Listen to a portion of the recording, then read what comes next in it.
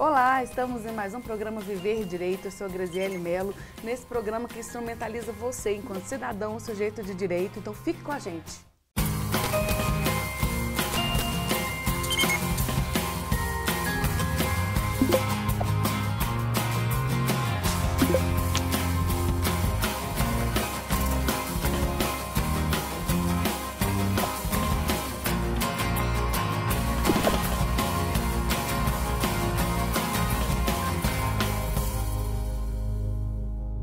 No programa Viver Direito, sempre com um convidado especial, temos aqui hoje o Dr. José Vinícius Bicalho, que foi meu professor na faculdade. Eu tenho uma grande honra de tê-lo aqui comigo, para falar sobre vários temas que são do seu interesse. Ele é advogado, mestre em Direito Empresarial.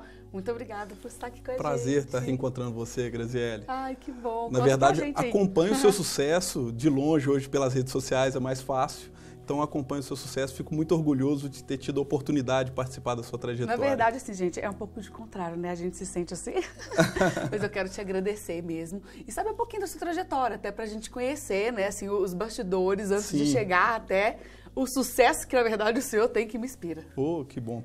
Na verdade, a minha trajetória, ela começou no final do curso de Direito. Eu tinha o desejo de me tornar um advogado da área de Direito Empresarial. Então, eu estava até conversando hoje com uma advogada assistente do escritório e eu tenho uma situação que é muito pitoresca na minha vida, que eu me graduei em um dia e no dia seguinte eu me pós-graduei. Eu fui fazendo as matérias já no último ano de curso e eu mostrei para ela os certificados, mostrando que eu me graduei no dia, salvo engano, 13 de dezembro, no dia 14 eu me tornei pós-graduado em Direito Empresarial. E acabou sendo a minha preparação para o exame da OAB e preparação para a seleção do mestrado. Me tornei mestre em Direito Empresarial, foi quando eu iniciei a docência. E nós tivemos até a oportunidade de nos conhecermos no final do seu curso. Na verdade, apesar de ser advogado, eu enxergo a profissão do advogado da área de Direito Empresarial como um consultor de viabilidade jurídica dos negócios, para que os negócios sejam feitos com segurança. Eu não gosto muito dessa visão muito contenciosa que permeia muito o meio jurídico brasileiro. Início só da suspeita, né? Claro, a sua função... da área consensual. Exatamente. E você veio de uma geração que passou a ter uma visão mais aprimorada do que a minha geração nisso. Por quê? Eu enxergo que o advogado é um solucionador de problemas. E eu tenho um caso no escritório que ele ampliou muito a minha visão nesse sentido, porque foi um caso que nós advogamos para uma construtora e foi uma ação que ao final foi julgada totalmente procedente. Eu chamei a cliente e falei, olha, nós ganhamos tudo. Aí ela falou, Vinícius, nós ganhamos tudo? Você tem coragem de me falar que nós ganhamos tudo? Foram tantos anos de demanda, eu tive uma série de problemas. E eu percebi que, por mais que o resultado tecnicamente tenha sido perfeito, o tempo, os prejuízos, os danos... foram tendo exatamente. em outras questões periféricas, né? Que a gente não vê. Exatamente. Que fogem da questão jurídica. Exatamente. E, sinceramente, hoje eu concordo com ela. Eu acredito que cabe ao advogado ter uma visão um pouco maior e tentar buscar a solução. Sempre que eu faço algum treinamento interno no escritório, eu comparo muito a figura do advogado com o bombeiro. Imagine o seguinte, você chama um bombeiro, ele faz um projeto de prevenção ao incêndio e você tem a sua casa totalmente preservada, intacta, você não vai perceber nem a importância dele, mas ele teve a possibilidade de agir preventivamente e antecipar os problemas. Agora, começa o incêndio, você chama o melhor bombeiro da cidade, ele apaga o incêndio, ele te entrega um imóvel queimado. Por melhor que tenha sido o trabalho dele, ele vai te entregar um imóvel queimado. E hoje eu tenho certeza que o meu trabalho foi bom naquele caso, mas eu entreguei um imóvel queimado para minha cliente. Então, é necessário, obviamente, que a visão do advogado mude, mas que também a visão do próprio cliente, do empresário, passe a ter uma visão preventiva, a atuar de maneira preventiva, porque é mais barato e se torna muito mais inteligente, porque o empresário passa a focar no negócio dele e não na solução de problemas, que é a nossa profissão. E as empresas, elas têm procurado assim, uma consultoria prévia nesse sentido? Isso já tem mudado? Ou o advogado, nesse contexto, tem sido procurado mais para apagar incêndio? Eu falo porque no contexto empresarial, eu ainda tenho essa oportunidade de trabalhar um pouco com a mediação. Então, já tem mudado a imagem, porque os profissionais já estão querendo alguém para ajudar a negociar. Né? Não no sentido de que eles já não saibam, porque os advogados eles são grandes negociadores, mas porque às vezes ele não vai abrir as cartas, né, ali toda para o outro Sim. advogado, tem ali um mediador que consegue pensar na zona de possível acordo Sim. de cada um, quando conversa com cada um, e a partir daí flui. Mas é depois também, né? Não necessariamente preventivamente.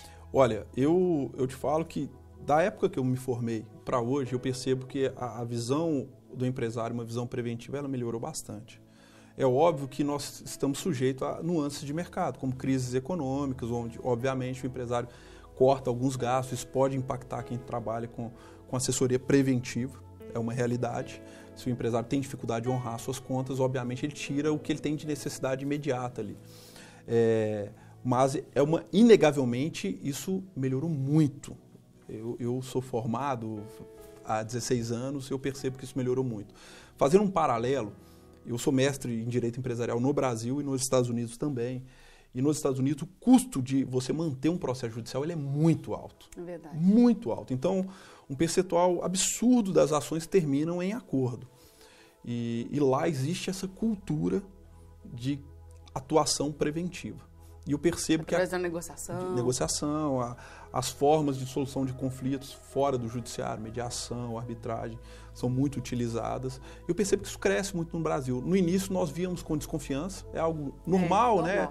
Enfim, pode ter alguma questão que não garanta a imparcialidade, mas hoje não. Hoje já existem várias entidades que conseguem oferecer isso com uma margem de segurança enorme, com profissionais que são mais qualificados do que juízes para aquele caso, porque muitas vezes são matérias muito especializadas. Então eu percebo que isso está caindo no gosto do empresariado. E o medo, ele bloqueia, né? O medo, ele bloqueia. E a pessoa, ela fica, inicialmente, eu acho que acima de tudo também, com aquela desconfiança de, tipo assim, será que eu estou perdendo espaço? Estou falando até o próprio advogado. E tem alguns que têm uma dificuldade de lidar com esses métodos fora da justiça. A gente trabalha dentro da OAB com uma série de comissões e palestras e seminários para poder trazer uma nova visão. Olha, vocês não estão perdendo o campo na justiça. Na verdade, vocês estão abrindo o campo exatamente como consultor. Porque você, enquanto consultor, a pessoa chega para você para apagar um incêndio. Espera aí, qual que é o melhor método que vai caber na sua situação? Uma pessoa, ela quer também o melhor parecer, né? Sim. Olha, nesse caso, o judiciário. Nesse caso, a arbitragem. Nesse caso, a mediação. Nesse caso, a gente negocia, né? Eu não tenho dúvida que tudo isso vem para ampliar o campo de trabalho do advogado. Hoje, enfim, a gente percebe vários movimentos de que o advogado vai ser substituído pelo robô. Olha, isso não me traz nem um fio de cabelo branco, apesar de eu já ter vários. Não é por causa disso. Não é por causa disso. Por quê? O trabalho operacional, obviamente que ele vai acabar, isso eu não tenho dúvida. Mas, até porque isso te faz perder tempo, claro, né? Por isso que você contrata outras pessoas para ajudar o suporte. Exatamente. Mas a figura do advogado, ou seja, onde está o capital de um escritório de advocacia, é o capital intelectual. Isso nunca será substituído por um robô. Você vai contratar um robô para fazer um contrato, para resolver a sua demanda, seja judicial ou extrajudicialmente? Nunca. Obviamente que quem não se qualifica pode ter algum problema. Mas eu pego da época que eu era estudante. Às vezes eu tinha que fazer algum estudo jurisprudencial, eu perdi algumas horas na biblioteca da minha universidade. Hoje você resolve isso com segundos. Né? Eu lembro que no escritório tinha um carimbo para você marcar qual petição que era a cópia na hora de fazer o protocolo. Hoje praticamente isso não existe mais. Hoje nós temos Google, temos internet, temos uma série de coisas. Vamos parar por aqui, porque esse programa passa rápido demais, mas é muito rico em conteúdo, então fica com a gente.